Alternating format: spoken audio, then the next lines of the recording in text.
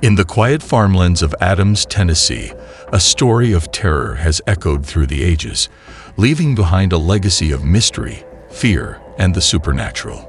This is the story of the Bell Witch, one of the most infamous and well-documented hauntings in American history. The Bell family, whose lives were turned upside down in the early 19th century, became the central figures in a series of terrifying and unexplainable events that would captivate, frighten, and intrigue generations to come. Was it a restless spirit, a curse, or something darker lurking in the shadows? As the legend of the Bell Witch grew, so did the accounts of this malevolent force that plagued the Bell family, causing physical harm, disturbing their sleep, and creating chaos in their daily lives.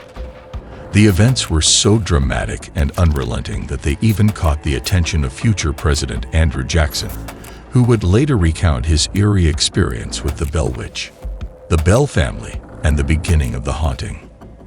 The Bell family, led by John Bell, a prosperous farmer, moved to the serene area of Adams, Tennessee, in 1804.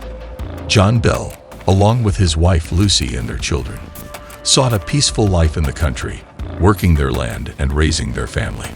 For several years, life went smoothly for the Bells. But by 1817, their tranquil existence was shattered when strange, unexplained phenomena began to occur. It all started with odd noises, scratching sounds on the walls, knocks on the doors, and eerie whispers that no one could quite place. At first, the Bell family thought it might be animals scurrying around their property or mischievous neighbors playing pranks. But as time passed, the disturbances grew louder and more violent. Disembodied voices echoed through the house, objects moved on their own, and heavy footsteps would stomp across the floors, despite no one being there. The incidents escalated when the Bell children began experiencing physical attacks. Betsy Bell, John's youngest daughter, became a particular target of the unseen force. She was slapped, pinched, and even had her hair pulled by something invisible. At night, the family's bed sheets were ripped off as they tried to sleep, leaving them terrified and exhausted. The Bell family, deeply religious and baffled by the occurrences, sought help from their friends and neighbors. Word of the strange happenings spread, and soon, people from all over the region came to witness the supernatural events for themselves. And the Bell Witch, as it would come to be known, didn't disappoint. The Bell Witch's presence grows stronger. As more people visited the Bell home, hoping to catch a glimpse of the strange phenomena, the Bell Witch seemed to thrive on the attention. Many referred to the entity as she, given the feminine tone of the voice that eventually materialized, would hold conversations with visitors, mock them, and even reveal details about people's lives that no one else could have known. The entity's voice varied. Sometimes it was a quiet whisper, other times a booming shout. It could answer questions, sing hymns, and recite Bible verses. But the witch was no friendly spirit. Her presence was menacing, and her attacks on the family, especially on Betsy Bell, became increasingly cruel and vicious.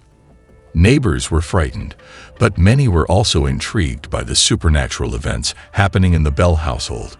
Some described seeing strange animals on the property, large black dogs with glowing eyes or birds of unnatural size, believed to be manifestations of the witch. Others recounted being slapped or pushed by invisible hands while inside the Bell home. Even those skeptical of ghosts and spirits couldn't deny the sheer volume of inexplicable occurrences happening in and around the Bell farm. The witch's hostility towards John Bell. While the Bell Witch seemed to have a particular disdain for Betsy, it became clear that her ultimate target was John Bell himself. The entity expressed a deep hatred for the patriarch of the family, declaring her intention to kill him. Over time, John Bell's health deteriorated. He began experiencing mysterious fits, twitching, and seizures.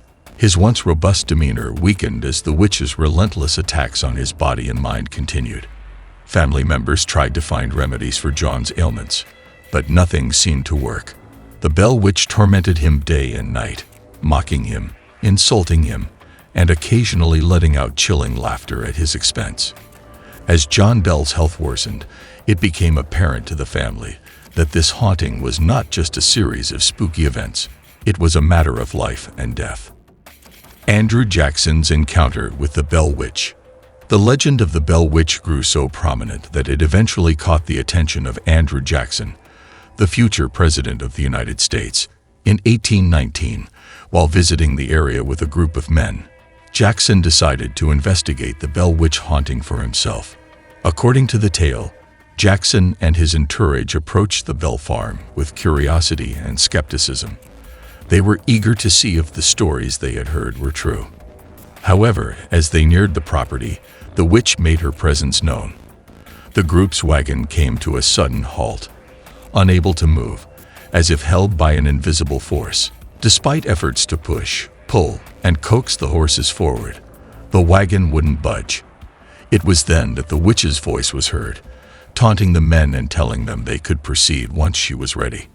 Once the witch allowed them to pass, Jackson's group experienced a night filled with eerie occurrences. One of Jackson's men claimed to be a witch tamer and boasted that he could easily handle the spirit. But before long, he was slapped, kicked, and thrown to the ground by an unseen force. Terrified, Jackson and his men left the farm early the next morning. Jackson is said to have remarked later that he would rather fight the entire British Army than face the Bell Witch again. The death of John Bell. By 1820, John Bell's health had deteriorated to the point where he could no longer function normally. The Bell Witch, true to her word, had vowed to kill him, and it seemed that she was succeeding. On December 20, 1820, John Bell was found dead in his home. Suspicion immediately fell upon the Bell Witch as her voice echoed through the house, laughing and celebrating his death. Next to John Bell's lifeless body, the family found a vial of strange, unidentified liquid. They weren't sure what it was or how it had gotten there.